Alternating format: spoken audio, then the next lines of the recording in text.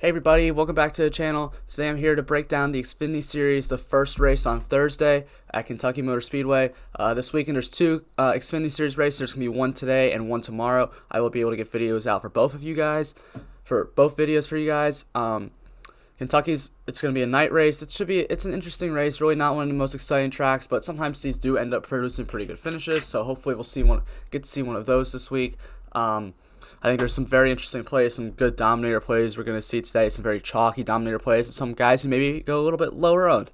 So we're going to get into all of that. If you're new here, make sure to hit that like button, hit that subscribe, turn on the notification bell, leave a comment, let me know how I'm doing, how these videos are. All that stuff's really helping me out, help me grow the channel. We're at 100 subscribers now, so I'm really happy for that, really grateful for that. Thank you guys so much.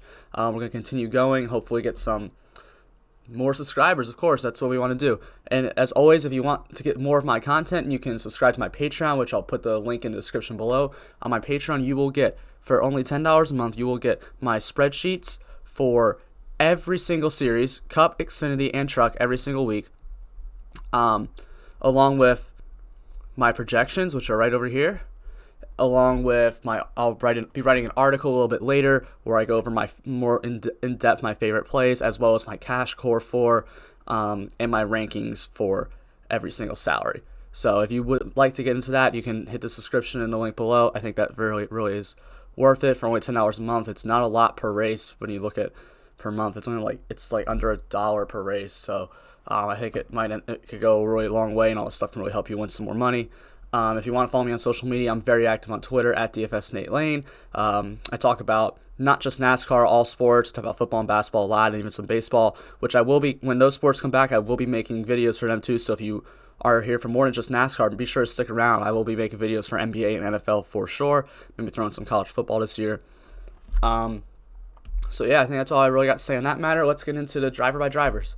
All right, so here we go. We're going to start Chase Briscoe at 11,400. He's been the best driver in the Xfinity Series this year, coming off back-to-back wins. He has 4 or 5. I think he has 5 wins now in the series this year. So, I mean, he's just been lights out this year. He hasn't really led a ton of laps during races, but he always finds a way to be up there at the end of the race. That's a really good key of a good driver. He starts in 7th, and he has the best average finish in Kentucky in the field. So that tells me anything. I think he's the favorite again coming into this race to win. At the intermediate tracks, he's an average finish of 9.92, which ranks 9th. At the large ovals, he only has a 12th best average finish. So those averages aren't as good as the Kentucky one, but he's been very good so far this year. He does the 3rd best average position at Kentucky, the 7th best at intermediates, and the 7th best at large ovals. He has 14 laps led at Kentucky, which I know that doesn't sound like a lot, but that's the 2nd most in the field behind Allgaier. That's over the last 2 years. I mean, we don't have Custer, Reddick, and Bell anymore, who would lead the majority of the laps. At intermediates, he has 328 laps led, which is the 3rd most, and he has 111 laps led at the large ovals, which is the 3rd most. So he is a very good choice, in my opinion, to be a potential dominator at this race. If you look in the last 5 races, he's an average finish of 3.8 and an average position of 3.8. I mean, that's insane in all honesty. I mean, he's just been lights out this year, especially recently. Since he come back from Corona, he has 4 wins, and he's just been on fire. I mean, he's been the best car this year. He's probably the favorite to win the championship. He just looks really good. He has a very good driver rating as well. So I think that Chase Briscoe is a very good play here. I mean, I expect him to be popular. I don't think he's going to be the most popular play in this 10-11K range, but I think he is going to be a popular play. I don't see any reason to just fade him. I'm definitely going to have some ownership to Briscoe. I'd rather play Briscoe than I'm about to get into Austin Cindric. So I think he's a very good play. Austin Cindric at 10,900 starts 12th. He has an average finish at 12th at Kentucky, which ranks 7th. The 4th best average finish at intermediates and the 6th best at large ovals. I mean, it's not bad, and he does come with place differential upside, which is why he is probably going to be popular, but I think he's just at 10,900, you need Austin Cindric to get up front and lead laps and contend for the win. I just don't know if this is really a track where I expect him to do that, and to be honest, he hasn't been that amazing this year. He doesn't have a win this year. He's had some races where he's led a ton of laps, but I just don't see that coming today. I mean, you never know how fast these cars really are, but I mean, he has good numbers here. It's just nothing that really stands out to me. It's 5th best average finish or average position at Kentucky, 4th best at intermediates, and 5th best at large ovals. When it comes to laps led, he only has 1 at Kentucky in the last 2 years. He does have 290 at intermediates, but that's only 4th most. That's still behind Briscoe, Allgaier, and Chastain. So I just think that it's a track that Cindric's probably going to run the top 5. I just don't know if I really expect him to get out front and dominate this race. I don't think he's one of my top dominator choices, and honestly one of my top winning choices. And I just think he's going to be higher owned because of that 12 starting spot. So because of that reason, it almost makes me more want to fade him. I might probably end up getting a little bit of Cindric in lineups, but for the most part, I just don't think he's as good of a play as some of these other guys. And if he's going to be popular, I don't really want to play him. So, I mean, that's just my opinion on that. Coming in this race, in the last 5 races, he has average finish at 8.25, and average position at 6.8, 184 laps led, and a driver rating of 118.12. So, I mean, he's done good. I mean, he does have the most laps led in the last 5 races, but, I mean, the finishes haven't necessarily proven it for himself. So, I mean, he probably could have won that race at the road course last week, but, I mean, in all honesty, that race has absolutely nothing to do with this race. So, he's just great at the road courses. All right, up next we have Noah Gragson. I kind of expect him to be the most popular play on the slate today, just because he starts on the pole, which it seems like he starts on the pole a lot, and he's just been so fast this year. He's led so many laps this year. I mean, we saw him dominate Homestead Miami Speedway. I mean, those tracks really aren't similar, to be honest, but I mean, we've just seen him been so fast, and expect him to get out to a big lead. I'm going to be playing some Gragson, of course. I'm not going to fade him starting on the pole here, just how fast he's been. At Kentucky, he has the third best average finish at intermediates, and the third best large ovals. So, I mean, he definitely has shown speed at these tracks in the past. It's not just this year, and it's not like I'm basing him running really well at these types of tracks or saying he's going to lead a ton of laps here because of the tracks he's led laps this year. No, I mean, he's done well at these tracks in the past. I expect him to be up front. He does have the best average position at Kentucky in the last 2 years, the best average position at intermediate tracks, and the third best at intermediates and the third best at large ovals. For laps led, he has 8 laps led at Kentucky in the last 2 years and 254 in the intermediates, 42 in the large ovals. I mean, those numbers aren't great compared to everyone else. I mean, it's 5th most for intermediates and 6th most for the large ovals. So that's not great, but just the fact that Gragson starts on the pole, and if you go back and look at all the past 3 races at Kentucky, in the last 3 years, the pole sitters led a good chunk of laps. One time, I think they only led 14, but on the outside of him, his starting second was like Christopher. It was one of the big 3 in the Xfinity Series. I mean, I would have expected them to get out front and lead laps instead of the pole sitter at that point too. But I think Grags is a really good play. I think it's going to be chalky. I'm not going to tell you not to play him. I think he's going to lead a ton of laps just because how fast he's been in the series, been good at these types of tracks. So next we have Justin Allgaier, and actually I think Allgaier might end up going a little bit lower owned because I think people are just going to pay $300 more for Noah Gragson. But in my opinion, Allgaier is a good play here. I think he's a good pivot.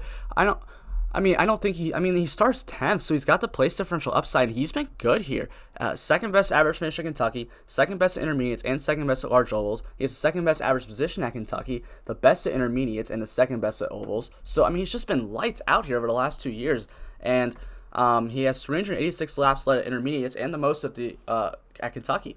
So, I mean, he's just been very, very good. Coming into this race, he has an average finish of 10.25, it's been a rough year for Allgaier, I'll say that. And I think that is probably what is going to scare people off. He's just had a rough year, being caught up in accidents, had some bad luck. So I think that is going to scare some people away from Allgaier. He has an average position of 9.2, and he only has 12 laps led in the last 5 races. But that being said, we don't need Allgaier to lead like a ton of laps. If he leads like 20, I mean, that's probably going to be good. If he leads like 20, finishes first or second, that's going to be good enough, especially if like 2 of those guys up above him don't lead like 80 laps each, which is impossible. There's only 134. But if they lead like 60 laps each and Allgaier leads like 20, like that's, well, I guess 14 at that point. That's going to be bad. But if Allgaier leads like 20 laps and it's just like a split lap led race, he could end up being a very good play here. Someone who I expect to finish inside the top 5. And it's not like, I mean, there's been these races, Justin Allgaier's up in the front, and just something happens and it just ruins it for him. It's almost like Eric Jones in the Cup Series, but Allgaier's actually been like more contending for the wins. So I think Allgaier could end up going very low and it could end up being a good play. He needs to get a win this year, and I think this might be the race where he breaks out that win. Next we have Ross Chastain, and I think Chastain is another guy who's going to be very low owned, and I mean, for a good reason, but I think he could end up being a very good pivot, especially off the chalky Gragson. At Kentucky, this has been a good track for him. I think he only has 1 race here in the Xfinity Series. Finished 17th. He has 10th best average finish at intermediates and the 10th best at large ovals. And none of those numbers really look great. And none of these numbers are going to look like fantastic or anything. 11th best average position at Kentucky, 11th best at intermediates, and 12th best at large ovals. The laps led, the laps led at Kentucky is 0, but he does have 411 laps led at intermediate tracks. So that's what I'm like almost like banking off of today is that he's led so many laps at intermediate tracks. He starts on the front row. If he can get around Noah Gragson to start and he leads all the laps and Gragson doesn't lead any, that's going to be such a huge pivot and a huge value to have. So I'm going to play some Ross Chastain just because I think he's going to go lower owned, and I think that he has the upside. He's not someone I definitely wouldn't play him in cash. I don't think he's just like a lock to play a ton of him in tournaments, but I do think he's a very low-owned pivot play to take a shot at. And I mean, coming into this race, Chastain does have 68 laps led in the last 5, so that's good. And an average finish of 5.4 and an average position of 6.2. So Ross has been running well this year, and again, as another driver like Allgaier who still doesn't have a win, and maybe this is the race where he goes out and gets it this year. Harrison Burton, 9,700, starting 5th. Burton has never raced at Kentucky in the Xfinity Series, but he has the best average finish at intermediate tracks and the best average finish at large ovals. He's been great. Second best average position at intermediates and the best at large ovals. So yeah, Harrison Burton's been great at these types of tracks. The one thing he hasn't been absolutely fantastic at is leading laps. I mean, 42 laps led to intermediates and 40 at the large ovals. Those are good, but it's not some of those numbers. But I do think, Harrison Burton also has run a lot less races than those guys above, so that does tell me something. And he's in the Gibbs car. I think Harrison Burton is another guy you might actually end up going a little bit lower owned. I think people are just gonna try to like go high and punt a little bit, like pair like Allgaier or pair like Gragson Briscoe or. I mean, I just don't think Harrison Burton's going to get a ton of ownership, and I think he definitely has the upside. He's the upside to win this race. He's been great this year. I mean, he's again hasn't been a guy who's been led a ton of laps. I mean, let me go look in the last 5 races for laps led for Harrison Burton. Yeah, he only has 2 laps led in the last 5 races, but that could change. I mean, we saw him lead a good chunk at Bristol. We saw him lead a good chunk early in the year, or I think it was Vegas. It was either Vegas or Auto Club where he won. He led a good chunk there. So, I mean, it's just. He looks fine. I just don't. He has the upside, but it's not as safe of a play. Definitely would not play Harrison Burton in cash. But I think it's a good pivot play here. I'm gonna definitely have some interest in Harrison Burton. He's someone I'm gonna want to play. Up next we have Brandon Jones at 9,500, and I never really liked playing Brandon Jones, but this might be a week I do like playing Brandon Jones a little bit. He's been bad at Kentucky, wrecked out of his races there, but at intermediates is the 5th best average finish at. 5th best average finish at the intermediate tracks and the 8th best average finish at large ovals. He has the 12th best average position at Kentucky, 6th best average position at intermediates, and the 6th best at large ovals. So, I mean, those numbers aren't, like, fantastic or anything, but the thing I like is that the intermediate tracks and the large ovals, Brandon Jones has actually led a good chunk of laps. If you remember, I don't remember if it was Auto Club or Vegas earlier this year, which aren't, their tracks somewhat similar. They're both intermediate tracks, but they're not large ovals. I don't remember which one of those races it was, but I think it was Auto Club. He was like dominating that race. He should have won. I think he had an engine problem in the race, which blew it for him, but he would have won that race.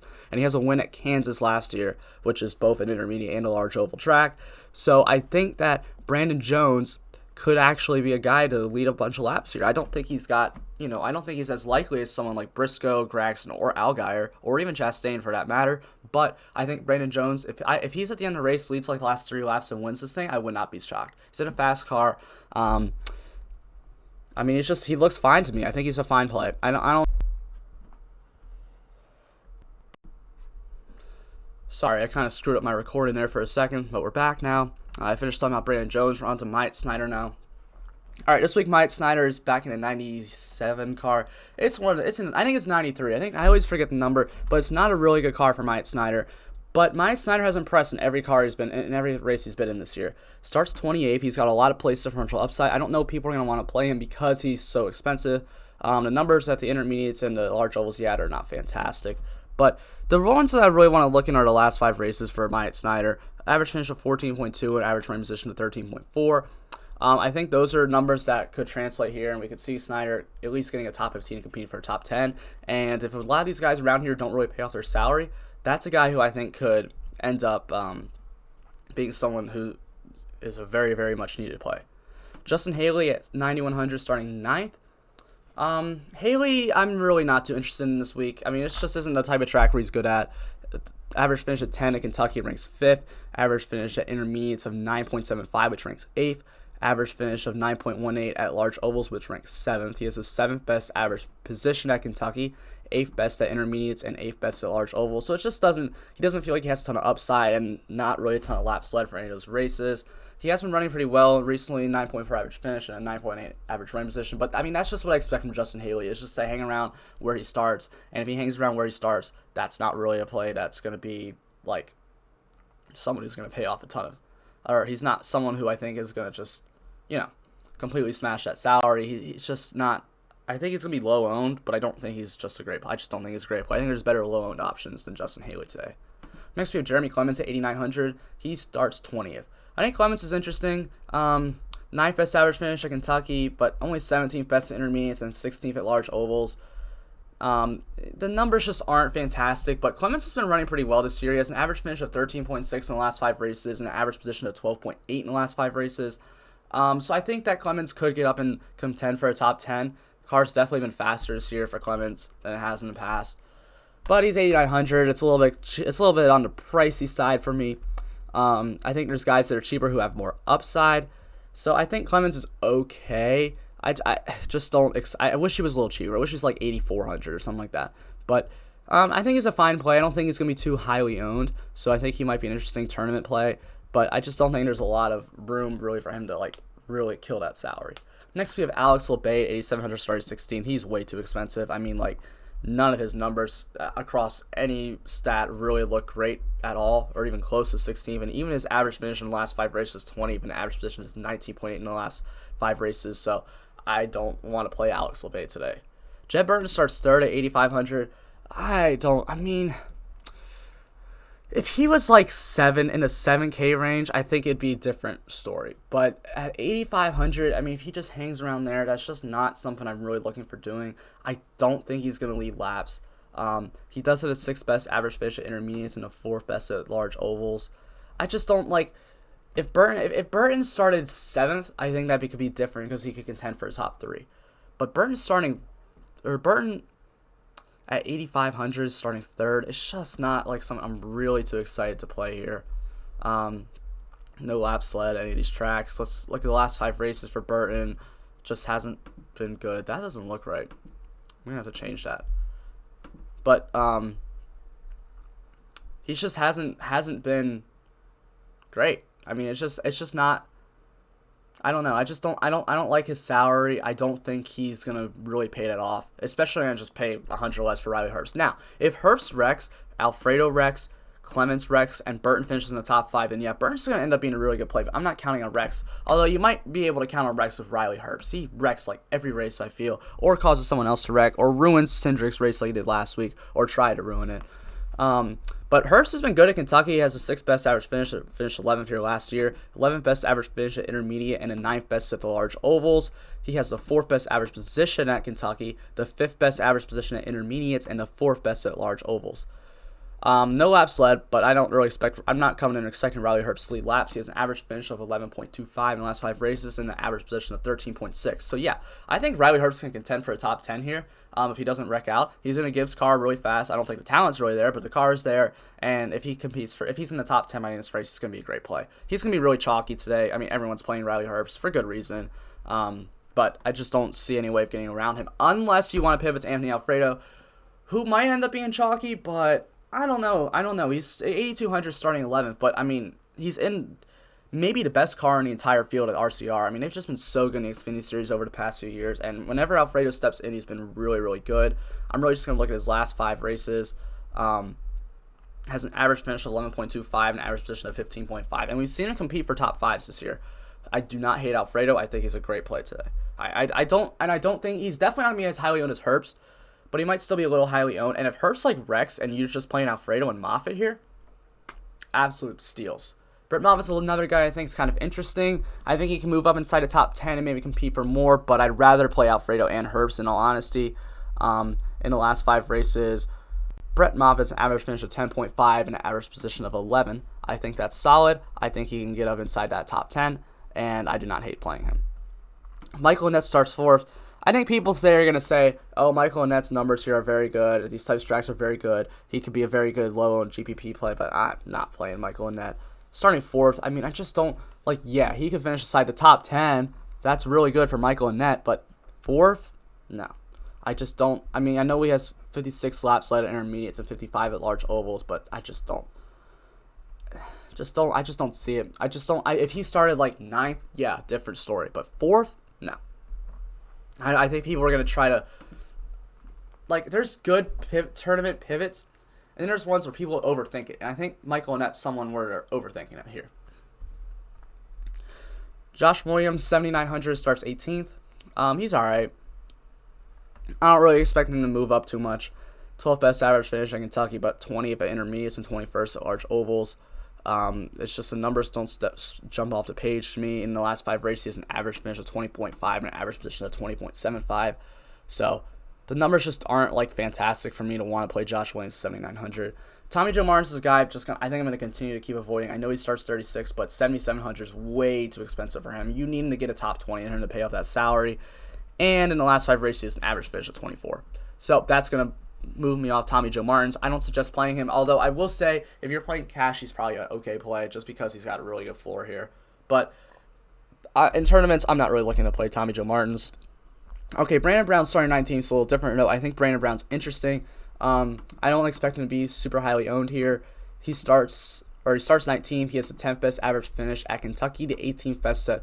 But in all honesty, Brandon Brown's one of these guys. I mean, every single video I make, there's always a few guys where I'm like, I don't really look at their past stats because Brandon Brown's been so much faster this year. This car's been so much faster this year than it ever has been. And even his Kentucky stats are pretty good. But let's look at like the last 5 races for Brandon Brown. He's got an average finish of 18.25 and an average position of 19.5. And that's skewed from like 1 or 2 really like races where he got caught up in wrecks and stuff. So before that, he was having a really, really good year. I think he could sneak inside, at least compete for that top 10, and could be a very good play here. And I don't think he's going to be highly owned. Timmy Hill, 7,300, starting 33rd. Another driver, I don't want to look at his past stats because his car has just been so much faster this year. But he has an average finish of 21.6 in the last 5 races, an average position of 22.6. I think Timmy Hill's fine. I know 7,300 seems like a lot for Timmy Hill, and believe me, it is. I just see like the potential for him to get a top 20 here and to be a really solid play. And I mean, you need these place differential plays, and I think Hill's someone who can end up being a solid place differential play. Ryan Sieg starting 8th, I think is interesting because like he's had such a bad year. It seems like having so much bad luck, but he's still like Ryan Sieg, and he's priced below Timmy Hill, Brandon Brown, and Tommy Joe Martins. Starts 8th. If he can hang around there all day, maybe move up a few spots, Ryan Sieg could end up being a very, very, very good option here. I don't hate him. I think he's going to go very low owned. But if you want to sprinkle Ryan Sieg into a few lineups, I don't hate it. I really don't hate it. I think he definitely has that potential to hang around because, I mean, he isn't a fast car or a faster car. He's just had some bad luck recently. Up next, Bailey Curry. I'm not playing starting 27th. Starts way too close to the front. But Jeffrey Earnhardt, he's all right. He has an average finish in the last 5 at 18, average position of 23.8. Starts 24th. I mean, yeah, he could get you some spots, but I think Joe Graf Jr. is probably a better play, starting 31st. Numbers are pretty similar. Average finish of 18.33 and average position of 20.66. I'd much rather play that than play Jeffrey Earnhardt. Fincham, he ain't going to move up anywhere. Maybe. I mean, he has an average finish of 27.6 and an average position of 28.4. It's not bad, but it's just not something I'm really excited to play. Mason Massey starts too high for me. Vinnie Miller is interesting, though. I don't think he's a terrible play, starting 34th. If he can get up inside like the top 25, which is possible. I know his average finish on the year is 28.8 and his average position is 28.4. But we've seen Vinnie Miller been able to get a top 25 in the past, so I don't see why he couldn't do this. Matt Mills, his numbers in the past look better than they do this year. His car's trash. Don't play him. Kyle Weatherman, I think, is a little interesting at 5,400. In all honesty, you probably don't even need to get down to these super punt plays this week. But anyway, Kyle Weatherman at 5,400, starting 30th. His numbers aren't going to look so great, but in the last 5 races, he does have an average finish of 24.5 and an average position of 24. So, yeah, he can move up a few spots, get you a top 25. He can end up being a very good play. I mean, him and Ronnie Bassett are really only 2 guys I'm really interested in playing down here, if I'm being completely honest. And Ronnie Bassett starts 22nd. He's in a decent enough card that he could just hang around inside that top 22. I mean, he's an average finish of 19 in his last 5 and an average finish of 24, which I'm pretty sure it's only one race. But if he can just hang around in that 18 to 25 range, he's going to pay off that salary because he's so freaking cheap. So yeah, those are my guys for today. I hope you guys really enjoyed this video. Make sure to leave a like, hit that subscribe button, leave a comment, tell me how I did, turn on notification bell. Leave in a comment who you think the best play on the slate is today, who do you think the winner is going to be for today. I hope you guys really enjoyed this video. Thanks for watching. Good luck, and hope you guys make some money this weekend.